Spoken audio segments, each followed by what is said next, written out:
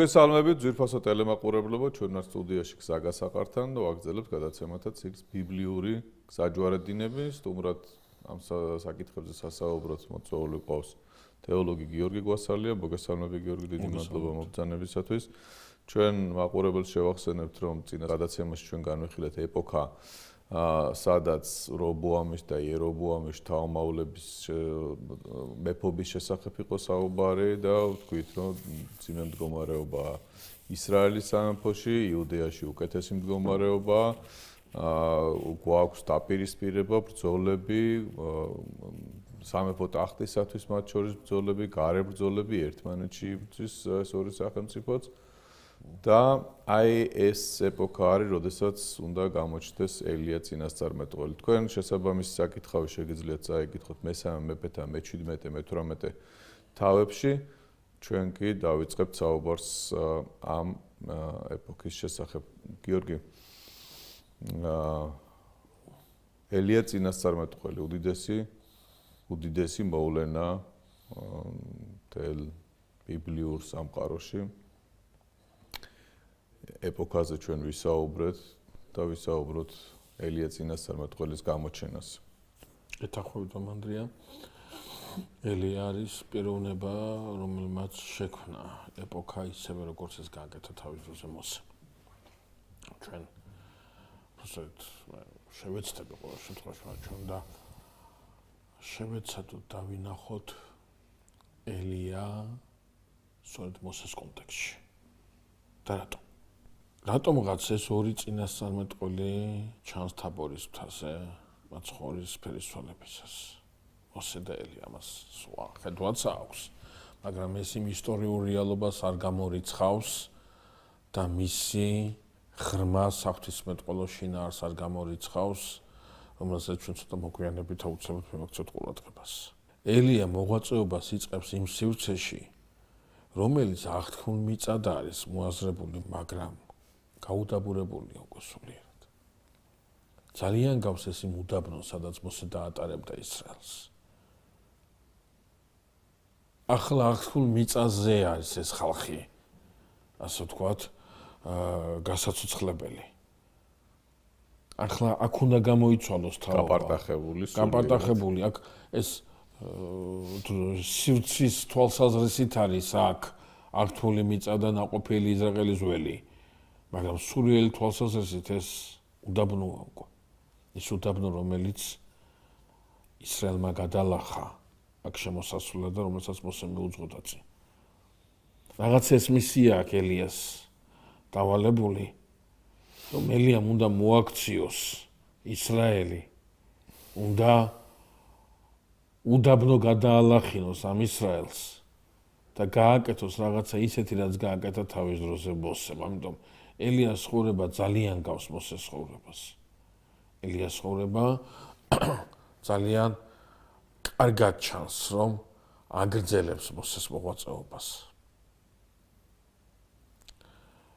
ელია შემოდის სწორედ იმ სივრცეში, რომელიც სივრცეც კვლავ აღთქმულ მიწად უნდა იქცეს ისრაელისათვის.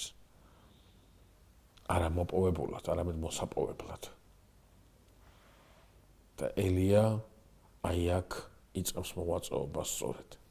ამიტომაც არის ძალიან სიმპტომატური, რომ მოსეს ვერ შეყავს ისრაელი აღთქმულ მიწაზე და ვერც ელია მოახერხებს იმის რეკონსტრუირებას, რომ ისრაელი კვლავ მენტალურად აღთქმულ სივრცეში დაბრუნდეს. ჩვენ ვთქვათ აქ, რომ ელია გამოჩნდება ისრაელში და არა იუდეაში. ხო, ამას უნდა მივაქციოთ ყურადღება თავის ავაცხადებლად, უბრალოდ გეთანხმებით, აქ არის საუბარი ჩრდილო ნაწილზე, თუმცა ელიას ურთიერთობა სამხრეთთანაც ექნება.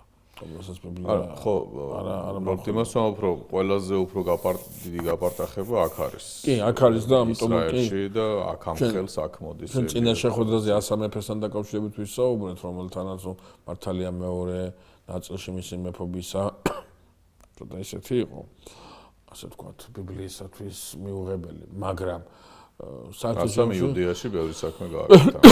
აღადგინა ის მსახურება, რომელიც პრაქტიკულად დაკარგვის პირას იყო. და ისრაელში ისევ რჩება. ისე არავინ არ გამოჩენილა, ვინც ამას ისრაელს შეაბრუნებდა. კიდევ უფრო რთული მდგომარეობა და რატომ ამას სწორედ ელიას კონტექსტში განვიხილავთ. ახლა სანამ ელია წინასწარმეტყველი გამოჩნდება, რომელიც გალაადიდან არის და გალაადი ეს არის ტრანსიორდანია, იქიდან გადმოვა. ნახეთ აგურის ბაბანდრია თითქოს და ეს სიმბოლო გადმოსვლის, იორდანის გადმოლახვის სიმბოლო აღესრულება, შემოდის აქ. იქ შემოდის, სადაც საიდანაც უნდა აიყაროს ეს ხალხი ხვალდაზე, ასე თუ გააგრძელებენ, აი შემოსვლას ეხსენებს. შესაძლებელია ელიამ იმ 12 ლოცვად ჩაუარა გვერდი, რომელიც ის უდანვეზე მიორდანის ძირში დაალაგა ყოველ შემთხვევაში. ის 12 ლოდი, რომელიც გილგალში ადალაგებული ჯერ კიდევ არის და იქ ცოტა ხანში რელიგიური გაყოლების ცენტრი იქნება და კიდევ უფრო დამძიმდება სიტუაცია ისრაელში. მაგრამ ელიას გამოჩენას ანუ ამ გაპარტახების სურათს კვეთრი კონტურებით გამოხატავს ორი ამბავი, რომელიც წინ უძღვის აი ამ ელიას გამოჩენას. რას გულისხმობ? პირველი. ეს გახლავთ მთელი რიგი გადატრიალებებისა, რომელიც ისრაელში, ისრაელი როგორც ცხოვრებას იწყებს თამანდრე, შფოთვით სავსეს, აი 7 ისრაელი აღარ არის. არის დაპირისპირებები, არის კლანური დაპირისპირებები, არის გადატრიალებები, არის რაღაცა საშინელი შეთქმულებები და პრაქტიკულად აი შფოთავს მთელი ისრაელი, აი ძალიან მძიმე მდგომარეობაში. აი ამ არეულობის დროს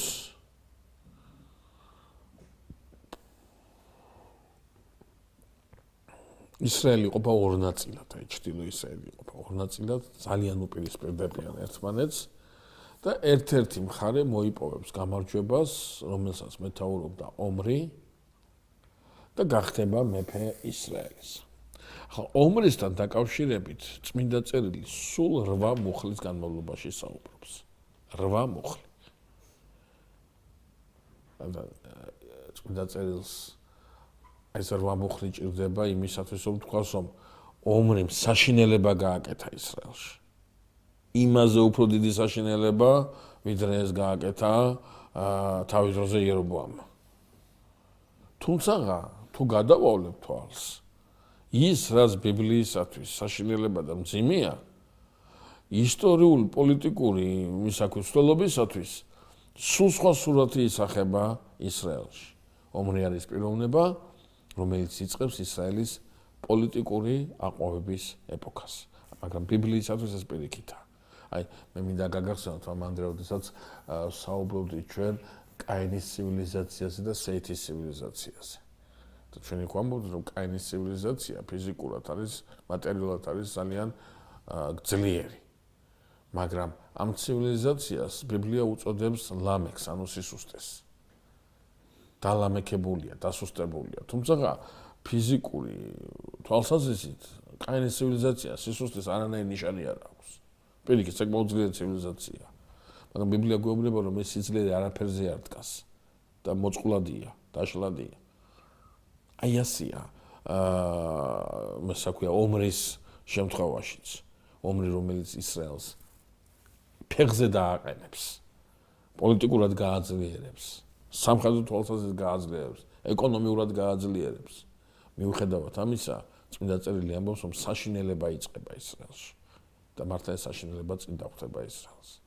ომრი გახლავთ პიროვნება, რომელიც დაარსებს ქალაქ სამარიას, ის იქნება ისრაელის დედაქალაქი და თავის საზაფხულო რეზიდენციასაც გაიკეთებს და ომრის მიერ დაარსებული ქალაქი, რომელიც ბიბლიურ არქეოლოგიაში საკმაოდ კარგად არის შესწავლილი, 2 ექსპედიცია ჩატარდა იქ მარტო ძალიან ისეთი საფუძვლიანი შესწავლა მოხდა ამ ტერიტორიის, საოცრად გამაგრებული ქალაქია. მისი აღება პრაქტიკულად წარმოუდგენელი იყო ისევე როგორც იერუსალიმის აღება.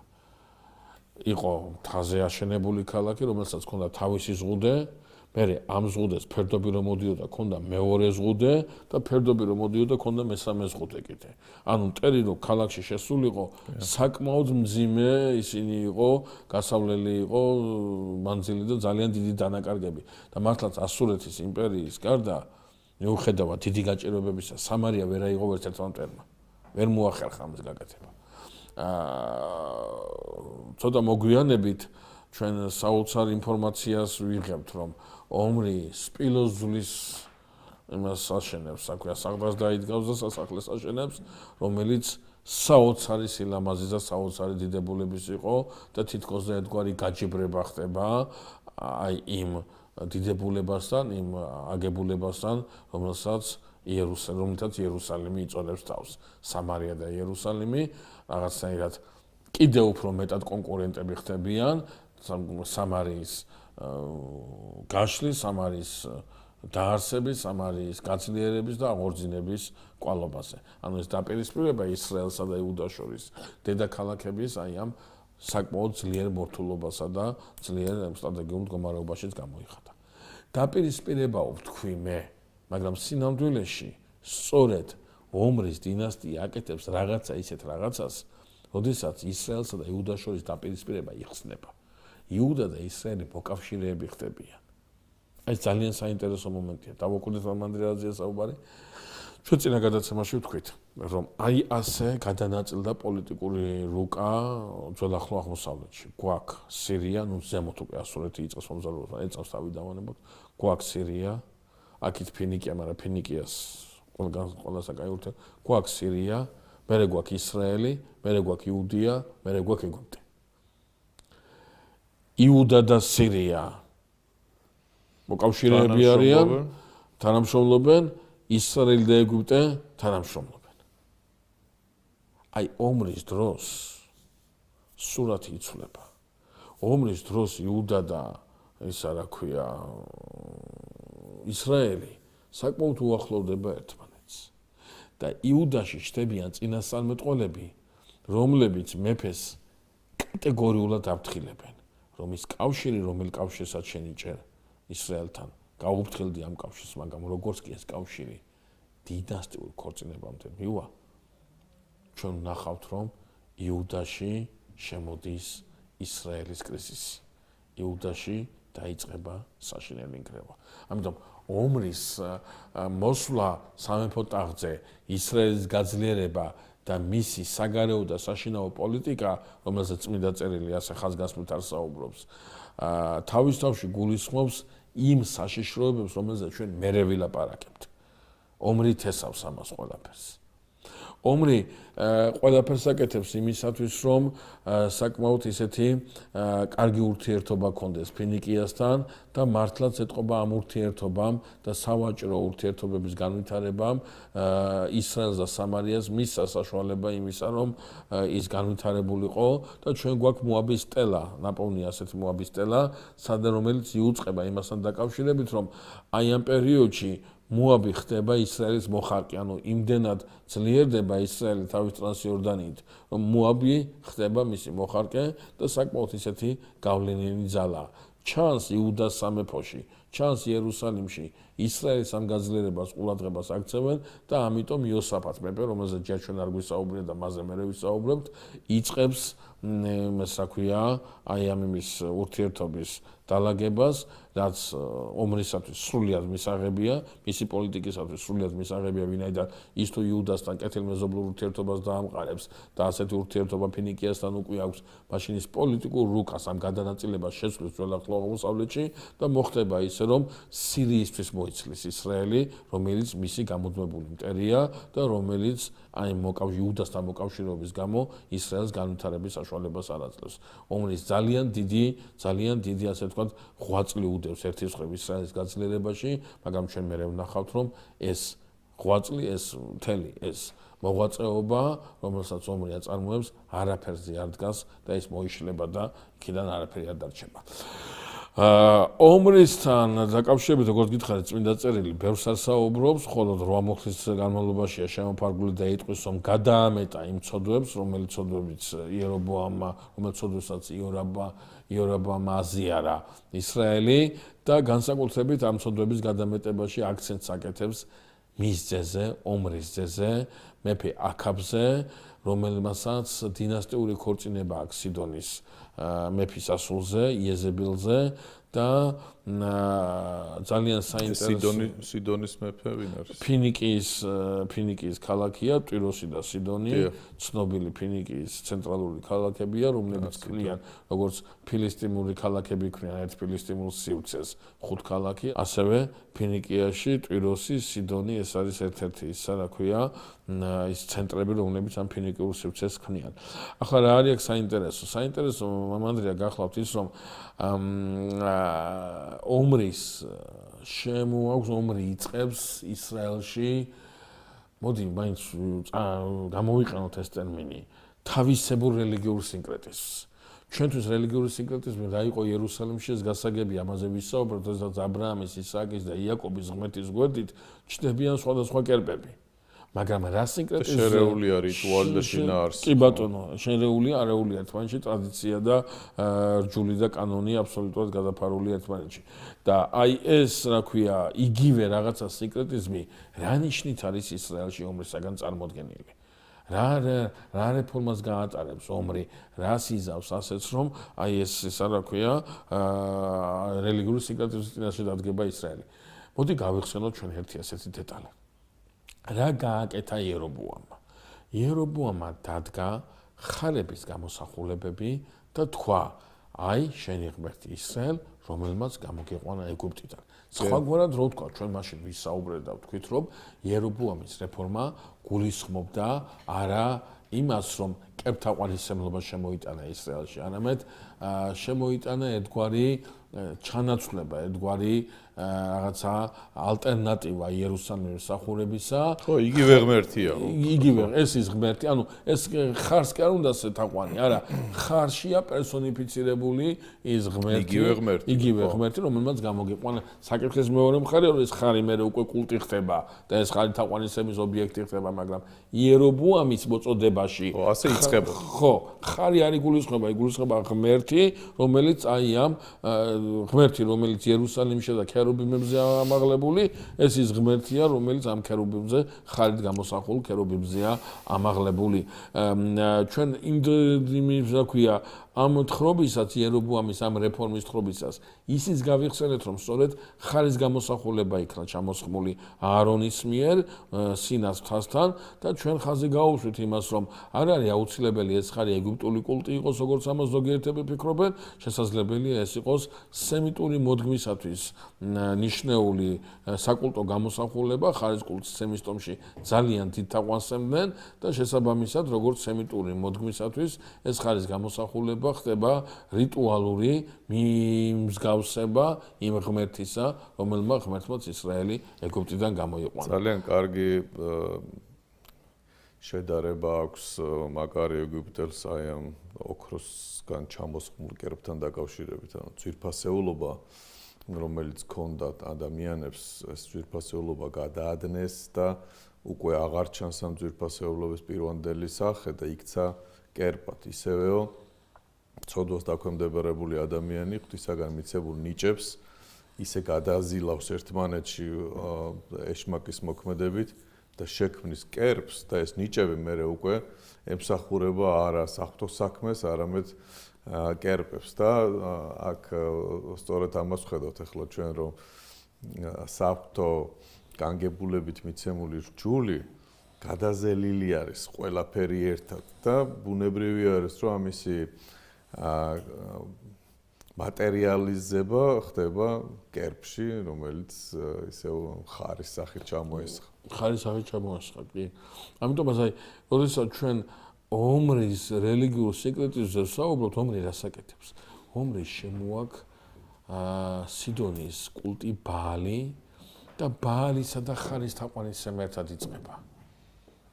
ანუ ეს ხარი, რომელიც იერობოამმა დადგა და რომელიც არის ღმერთი, რომელმაც ისრაელი გამოიყვანა ეგვიპტიდან, მის გვერდით უკვე გამოჩნდა ბაალი. როგორც ალტერნატიული კულტი. ბაალამდე ჯერ არ იყო დაცემული. ბაალა, აი ხო, აი ეს ამის თქვა მინდოდა სწორედ. აი ელიას გამოჩენას წინ უძღვის სწორედ აი ეს დაცემა. გესმით, აი ისრაელი კერპთაყვანის ბაალი უკვე უკიდურესი ნიშანია არის დაცემული. ბაალი ეს უკვე ახლა ისე თქვა მინდა თუ კი ომრიმ ისრაელს გააცნო ბაალი, მისი ძე აქაბი ბაალს უკვე ოფიციალურ კულტად გამოაცხადებს. ანუ შერეული კერპთაყვანისმცემლობა, რომელიც უკვე კერპთაყვანისმცემლობამდე იყო ხარების სახით დასული, აქაბის დროს სუფთა სახის წმინდა სახის კერპთაყვანისმცემლობად ჩამოყალიბდება ისრაელში. ანუ ნახეთ, ისი თქვა მინდა მე რომ აი ეს ხარების თაყვანისცემა უკვე ახლა აი ისრაელში მოვად რომ პიროვნება რომელიც ომრის დინასტიას გადააყენებს და მოსპობს მისი ყველაზე დიდი დამსახურება რომ ხარებს დაუბრუნდა ისრაელი. ხო. რომ აი ამ ხარების ამან ეს არის ღმერთი რომელმაც ისრაელი გამოიყვანა ეგვიპტიდან. ბაალს არ გამოუყვანია ისრაელი ეგვიპტიდან გესმით. მაგრამ აი აქ ისრაელის დაბრუნება ეგვიპტურ თავისუფლებას. ხო, აი ეხლა გაეცით პასუხი შეკითხვას რომ რას ნიშნავს რომ ოღონდ იერობოამის ცოდვამს არ გადააცილოს და ეს მაინც იყოს ის ფსკერის რომელზეც დაეცა. ამაზღა ჩივის ხალხი. ხო, იმიტომ რომ ისრაელი თავის იდენტობას მაინც აიდენტიფიცირებს იმ მოვლენასთან, როდესაც ის სინასწრასთან იკრიბება და რჯულს იღებს. და ეს ხდება ეგვიპტიდან გამოსვლის შემდგომ და ეგვიპტიდან გამოსვლა მის ცხოვრებაში ისეთი ატრიბუტიკა, რაღაცა ისეთი შემადგენელი რაღაცა მოვლენა, ის სამოსელის ის რაღაცა ნაწილია, რითაც შემოსა ღმერთმა ისრაელი, უმუშრად ის განძარცულია უბრალოდ და მის იდენტობა ვერ დგინდება. და აი ამ შემთხვევაში ეს ბაალი ეს არის ომრის ბაალი, ანუ არაოფიციალურად ქცეული ჯერ არამედ დასაშვებ კულტად ქცეული ბაალი. ეს არის საშუალება იმისა, მამა ანდრია. ეს არის საშუალება იმისა, რომ ისრაელი გასწორდეს წელში. შფოთებით, შეთქმულებებით, გადატრიალებებით, მტრებისაგან თავდასხმით გატიალებული და ნაძარცვი ისრაელი იმდენად გაძლიერდება, იმდენად ფეხზე დადგება, რომ მოაბი უკვე მისი მოხარკე ხდება. შესაბამისად, ომრის აი ეს, ნახეთ, ამას მეექცეთ ყურადღება. ომრის აი ეს, რა ქვია, ნაბიჯი ისრაელის საზოგადოებაში ქვეყნის სასიკეთო ნაბიჯადაა გაგებული. ისევე როგორც იერობოამის ის ნაბიჯი რეფორმები ისრაელის სასიკეთოდ იყო გაგებული. რა დარჩა იერობოამის რეფორმებიდან? გატიალების მეტი არაფერი. ზუსტად ასევე იქნება გაახსნა რღვევა და პირისპირება. ზუსტად ასევე იქნება რობოამის შემთხვევაში, მაბადიეთ, ომრის შემთხვევაშიც. რას ვგულისხმობ ამაში? ამაში ვგულისხმობთ იმას, უბრალოდ ბიბლია ამას გვესაუბრება, ამაზე მიგვითითებს სწორედ. რომ ის შენ რაც სიძლიერით მიგაჩნია, კიდევ უფრო დიდი დაცემის წინაპირობა შეიძლება გახდეს. რომ შენი ძლიერება არის არა რელიგიურ გახსნაში, არამედ პირიქით რელიგიურ სიწმინდეში. ამას უნდა დაეყრდნო. შენ როდესაც ძლიერდები, შენ როდესაც ვითარდები და ეს პროცესები რაღაც სიმყარეს არ ემყარება, ის დაშლადია, ის მოჩვენებითია, წარმავალი, ის ვერ შენარჩუნდება. ეს არის ქვიშაზე აშენებული სახლი. სახლი, რომელიც საფუძველიც ქვიშაზეა დადებული. ის დაინგრევა აუცილებლად. და შესაბამისად, როდესაც ჩვენ ვსაუბრობთ ომრის ამ იმაზე, რეფორმაზე, აქაბს უკვე ოფიციალურ მსახურება შემოაქვს ბაალის კერპი სწორედ ამის გამო, რომ ის ისრაელის საზოგადოებისათვის ქვეყნის სამეფოს ძლიერების გამართლებული გზა და საშუალებად არის დასახული. მოდი ამ პროცესის საწყისი და ბოლო დავიღოთ ერთის მხრივ ომრი და მეორეს მხრივ სოლომონი. სოლომონმა დაიწყო ეს დაუშვა მან თავისი ცოლების გამო, ვაჭრების გამო, რომლებიც იერუსალიმში უნდა გაჩერებულიყვნენ, დაუშვა კერპების მსახურება ისრაელში. ჩვენ იმ პროცესაც მივადევნოთ თვალი, რომ ამ სულ ყველაფერს აკეთებდა რეფორმების თვალსაზრისით, ისრაელის გაძლიერების თვალსაზრისით, გამდიდრების თვალსაზრისით. კეთილი განაზრახი იყო. რასაც მიაღწია კიდევაც საოცარი რეფორმებით, აი ამ კეთილდღეობას მიაღწია და დიდებას. თუმცა არაფერი აღარ შერჩა მერე, აგერ აი ომრის პერიოდში ჩვენ ხედავთ სადამდე დაეცა ისრაელი. ჯერ იქ შიდა დაპირისპირებები, გაყოფილი ქვეყანა, ისრაელში შიდა დაპირისპირებები, შფოთი, მეფის კარისათვის ბრძოლა და ვიღაც ახსოვს სისხლის ღრუს თელი და რამდენად შორს არის ახლა ეს დავითის მეფობის ხანისაგან და მისი დამოკიდებულებისაგან ღვთისადმი. როგორ კარგად ჩანს და როგორ აი ამ გადასახედიდან როგორ მეტად ჩანს რომ დავითმა უნდა დატოვოს გაიქცა იერუსალიმიდან. იმიტომ გერ გაიქცა გასაქცევად ქონდა მართლა საქმე. შესაძლებელია სხვა გადაწყვეტილებები იყო, მაგრამ აი როგორი ღვთაებრივი სიბრძნე დევს დავითში. რომ გაერიდა აბესალომს. გაერიდა აბესალომს, ხო? აი როდესაც ეს რას გავს, იცი, გიორგი, აი როდესაც აბრაამი და ლოთი მიწას იყოფენ. აბრაამმა იცის, რომ ორივე ნაწილი მისია მაინც. მახსოვ წავა თუ ბაჯური წავა თავის და თავაზობს ლოთს, აირჩიე შენ და რაც დარჩება იქ მე ვიქნები. ესე არის დავითი, ხო? დავითისთვის თავარი არის ეს ერთობა, დაპირისპირება არ მოხდეს. თორე იერუსალიმში იჯდება დავითი თუ არ იჯდება იერუსალიმში, საღვთო განგებულების აღსრულებას ისეთ შეძლებს და ასეთ შეძლებს. ღვთის წინაშე ორივე შემთხვევაში ღვთის წინაშე, ხო. ორივე შემთხვევაში გაქცევითაც საღვთო საქმეს აკეთებს აქ. ხო, ეს ძალიან საინტერესოა. ხო ჩვენ ამ ხელა ისაც ცნება გვაქვს დავის დაუბრუნდეთ ისე ხო რომ ვერ ვჩებით ამ კაცზე საუბარს. მაგ ფონზე უნდა მაინც მაგ ფონზე ეს კონტრასტი ძალიან მნიშვნელოვანია. ხო, რატო იცით მამანდრია ჩვენ საჩვენებელი. კი, გახსოვთ მაშინ ჩვენ ხაზგასმით თქვი უფალიეუბნება დავითს. მე ვიბრძოლებ. ბრძოლა ჩემია. შენ ჩემთან იყავ. მე ვიბრძოლებ. და ამ ხელა ის არის რომ მთელი შენი სტრატეგია არის რომ ღმერთთან იყო. და არ ჩას ღმერთი გიკეთებს. შენ აღარ ივაშვები რა ქვია. და რამ ხელაა დავითი რომ ამას ხედავს. ეს კავშირი აქვს და ამას გრძნობს, ამას ხედავს და ამას ემსახურება. და აქ ჩვენ უცებ ვიწყებთ საუბარს ობრიზე, აქაბზე, რომლებიც ასევე აზლიერებენ ქვეყანას, მაგრამ ისე კიდევ უფრო დიდ დაცემის ეს თუ გნებავს ჩვენ შეგვიძლია ზუსტად ისე იმ შედარება მოვიყვანოთ, რომ ადამს უთხრა მოკვდები, შეჭამა ხილი, მაგრამ მაშინვე არ მოკვდა, ხო? მაგრამ ეს პროცესი დაიწყო. პროცესი დაიწყო სიკვდილის. აი სოლომონის დროსაც ეს დაიწყო და აი სადამდე მივედით. ბაალის კერპია ისრაელში წარმოუდგენელი ამბავი ხდება. ხო და თან ეს კერპი ამ კერპს კიდე თავისებურება აქვს.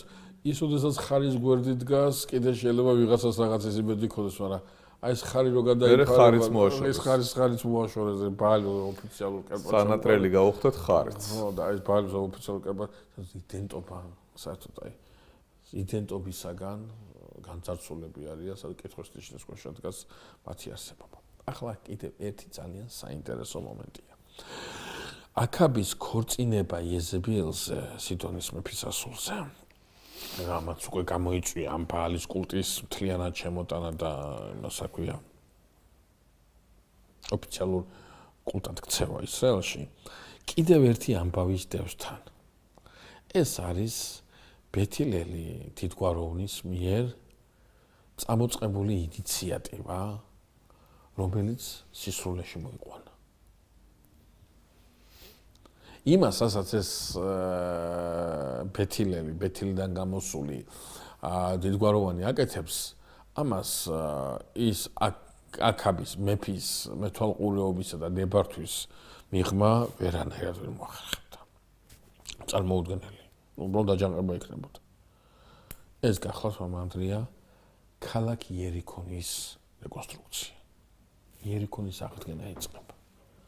და ბიბლია არაორაზროვნად გვეუბნება, რომ ამ კაცს ეს პროექტი დაუჯდა იმათ, რომ მისი კედლები თავის პირმშოზე, ხოლო მისი ზღუდე თავის უმცროსზე დააშენა. რადგან ეს ასე ქონდა ნათქვამი ისუნავესძეს. დავიხსენოთ.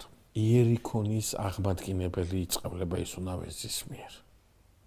როდესაც იერიქონი არის პირველი ფორპოსტი, რომელსაც ისრაელი ეკვეთება და აიღებს, თუმცა ჩვენ იქ ისრაელის მთელი ღვაწლი წარმოდგენილი ქონდა იმაში, რომ ის მდუმარედ შემოუვლის იმას, თორე კედლების ჩაქცევა, იერიქონის შიგნით ფსიქოლოგიური აბსოლუტური სარაქვია მოსპობა ეს ღმერთის ხელში იყო, უბრალოდ აი იერიქონი გადაეცა ისრაელს რაღაცა საჩუქარივით და როგორც პირველი ფორპოსტი, რომელსაც არც უბრძოლია ისრაელს ამ სიტყვის პირდაპირ მნიშვნელობით, ის უდავესებ დადოწყებდა, რომ ვინც ის იერიქონი აღადგინოს, თავის პირშოზე დადგას მისი კედლები და თავის უმცროსზე დააფუძნოს მისი კარიბჭე. და შესაბამისად, ეს წყევლა, აი ამას მივაქციოთ ძალიან ხშირად ყურადღება. საუკუნეებია მამანდრე გასული. საუკუნეებია გასული. და ვიღაცა ბეთილელმა დიდგვაროვანმა მოიწადინა იერიქონის აღდგენა, იერიქონის აღდგენაში რა იგულისხმება? იერიქონის დასახლებული ადგილი იყო. ჩვენ ამაზე ვისაუბრეთ, მაგრამ არა იერიქონის ფორპოსტად ქცევა კვლავ. გაძლიერება, ეს ციხესიმაგრედ ქცევა, რომელიც წყევლის ქვეშ არის. უწევს ეს წყევლა იმ კაცს.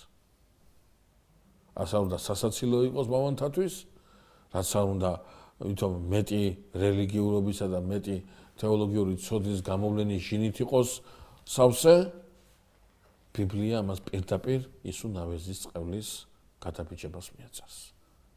ხოლო ბიბლია ელემენტარულია, არის წყარო, რომელიც მესაუბრება უფლისპირით. შესაბამისად, ესეც ყურადღება მისაქცევია. ესეც ძალიან სიმპტომატურია და მნიშვნელოვანია. მაგრამ ამის უკან დგას ერთი ძალიან საინტერესო ამბავი, რომელიც იუდაურ გარდამოცემას აქვს შენახული და რომელიც ძალიან მნიშვნელოვანია ვახსენოთ ახლა. იუდაური გარდამოცემა გვეუბნება, რომ როდესაც ეს პროექტი წარადგინა აი ამ ბეთილელმა დიდგვაროვანმა, აი ამ ადგილას აქაბი ჩამოვიდა სამარეიდან და ესე იგი მას წარუდგინეს ეს პროექტი და აქაბმა მოიწონა და ეს შემოულა კიდევაც რომ ეს გამაგრებული ეს სივრცე გაჩნდებოდა ისრაელის ტერიტორიაზე. და აი ამ დროს ელია მიდის აქაბთან და ამ ბეთილელის გვაროვანთან და ეუბნება რომ ამ ქალაქის აშენება არ შეიძლებაო. და აქაბი ეკითხება, რატო არ შეიძლებაო და ელია პასუხობს, რომ წყევლა დევს ამ ქალაქის აღმაშენებელზე და არ შეიძლებაო ისო. და აქაბი თორმე აქ პასუხობს. ეგრე დაწყევლილიაო ყველა, ვინც ისრაელის ღმერთ ზურგში აღსევს, მაგრამ აგერ ბაალი დაუდგიო და შეხედეო ამან ჩემის დროს დაყვავებული ისრაელი კიდე როგორ გავაძლიერეო. და ამ დროს ელია შემოუტრიალდება და გრძელდება წმინდა წერილის თხრობა. ცხოველარს უფალი ღმერთი ისრაელსა, რომლის წინაშე მე ვდგავარ. ცადა ეხშობა და წვიმა აღარ მოვა და ელია წინასწარმეტყველი აქტიურ სამოღვაწეო ასპარეზზე გამოდის. ჩვენ ელია წინასწარმეტყველის შესახებ ცლად გვექნება სასაუბრო შემდეგ გადაცემებში. დღეს იმდენი იყო წინა პერიოდის შესახებ დეტალები სასაუბრო, რომ ფაქტიურად ვერც დავიწყეთ ელიაზე საუბარი. ელიას ჩვენ თავარი ის თქვით მამანდრე, რომ ელია შემოდის ამ გაუდაბურებულ, სულიერად გაუდაბურებულ ეს ძალიან კაია, უდაბნო არის სულიერი. სულიერ უდაბნო, ამაში შემოდის. კაი შედარება. ამის მოსე აქ ჩვენ მოსეს კიდე სხვა ნიშნებსაც გავიხსენებთ შემდეგ. მაგრამ აი ამით უნდა დავიწყოთ. არა საოცარია აქაბის კადნიერება. აჰა, დავდგი კერპები და რა მოხდა მე? ხო, იუდაური გარდამოცემას ხას უსვამს, რომ ელიას გამოჩენს, თან როგორ არის ბიბლიაში, აი ამას კი აქცევენ ყურადღებას, რომ აი ელიასავით მოულოდნელად ჩდება იონათლისმცემელი, ხო ელიას სულით აღსილობა, მოულოდნელობას უკავშირდება, ჩვენ მე ვნახავთ ელიას ისეთი მოულოდნელობები აქვს, რომ ნუ აი გონებით მოუაზრებელი მოულოდნელობები აქვს. ელია ბევრ მოულოდნელობებს გაივლის და მისი ცხოვრების ერთ-ერთი მახასიათებელია ეს. მაგრამ რაღაცნაირად აი ბიბლიაში თითქოს ელია როგორ არის ისეთ აი პირდაპირ წაადგება ესე საუბარია აი ამ იერიქონის რეაბილიტაციაზე და იმაზე რა ქვია ტრაგედიაზე რომელიც ამ კაცის ცხოვრებაში პირშო მოუკვდება შვილი მოუკვდება რომის გამო და უცებელია გამოჩნდება და ამბობს რომ აი წვიმა არ იქნება არ იწვიმებს იმაზე ანუ აქ საუბარია ამასთან დაკავშირებით თითქოს და რაღაცა ლუფტია რომელსაც ავსებს ეს იუდაური გარდამოცემა რომ ამათ შორის იყო აი ეს დაპირისპირება როდესაც ელია უფლის სახელით ელაპარაკება და იმის რა ქვია აქაბისათვის რომლისათვისაც არანაირ ავტორიტეტს არ წარმოადგენს ის რასაც ეხმობა ელია რადგან მისთვის ავტორიტეტია მამამისის რეფორმები და შედეგი რომელიც ისრაელში დგას.